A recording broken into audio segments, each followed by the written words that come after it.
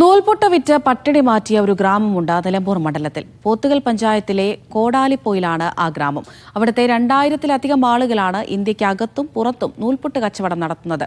എത്ര ദൂരത്താണെങ്കിലും എല്ലാ തെരഞ്ഞെടുപ്പിലും വോട്ട് ചെയ്യാനായി ഭൂരിഭാഗം ആളുകളും നാട്ടിലെത്തും. ഒരുപാട് സവിശേഷതകളുള്ള ആ ഗ്രാമത്തെക്കുറിച്ച് പരിചയപ്പെടാം. ഈ റിപ്പോർട്ടോടെ ഇന്നത്തെ ഈവനിംഗ് എഡിഷൻ പൂർണ്ണമാവുകയാണ്. നമസ്കാരം.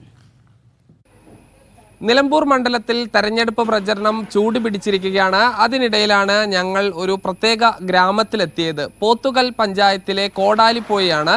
ഇവിടെയുള്ള മനുഷ്യരിൽ മഹാഭൂരിപക്ഷം പേരും ഒരു ബിസിനസ് നടത്തുന്ന ആളുകളാണ്. അത് ഇടിയപ്പം, നൂലപ്പം എന്നൊക്കെ പറയുന്ന നൂൽപുട്ട് ബിസിനസ് നടത്തുന്ന ആളുകളാണ്. അത് ഇന്നലെയോ തുടങ്ങിയതല്ല. എങ്ങനെയാണ് ഈ നൂൽപുട്ട് ബിസിനസിന്റെ ഒരു ഗ്രാമമായി കോടാലിപ്പോയി മാറിയത്, അവർ എങ്ങനെയൊക്കെയാണ് ഈ തെരഞ്ഞെടുപ്പിനെ കാണുന്നത് എന്ന് നോക്കാം. ഇത്രയധികം ആളുകൾ ഈ ബിസിനസ്സിലേക്ക് വരാനുള്ളൊരു കാരണം എന്താണ്? ഇത് എത്ര കാലമായി?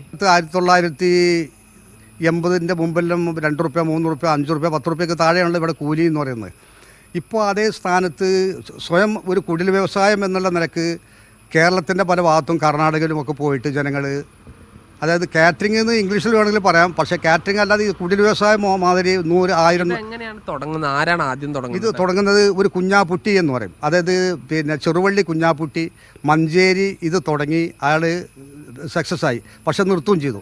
അങ്ങനെ ഇവിടുന്ന് കരിച്ചാക്ക് ഏറ്റി കൊണ്ടുപോയിട്ട് അവിടെ കൊണ്ടുപോയിട്ട് വിറക് ഇതെല്ലാം ബസ്സിൻ്റെ മുകളിലെല്ലാം കൊണ്ടുപോയിട്ട് അങ്ങനെ അവിടെ നിന്നാണ് ഇത് ഉദ്ഘാടനം ചെയ്യുന്നത്. അപ്പോൾ അദ്ദേഹം ഇപ്പോൾ മരിച്ചുപോയിട്ട് 10 വർഷമായി, ഏകദേശം 10 വർഷമായി.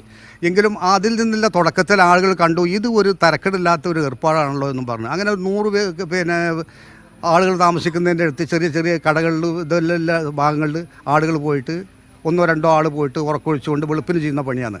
അങ്ങനെ കാലത്ത് അതിരാവിലെ എല്ലാ കടകളിലും കൊണ്ടെത്തിക്കുന്ന സമയത്ത് കടക്കാർക്കും വളരെ ലാഭമാണ്. ഇപ്പോൾ വികസിത ഗ്രാമമായി എന്നാണ് ഇവരുടെ അഭിപ്രായം.